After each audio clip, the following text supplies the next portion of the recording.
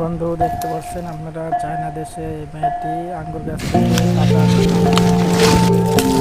গাছে যে কোনো ডাব কেটে ডাব খাচ্ছে।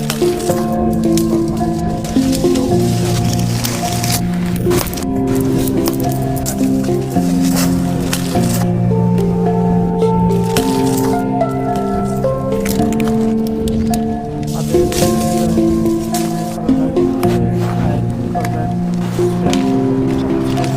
ভিডিওটি শেয়ার করে পাশে থাকা বেল আইকনটি অন করে দিবেন।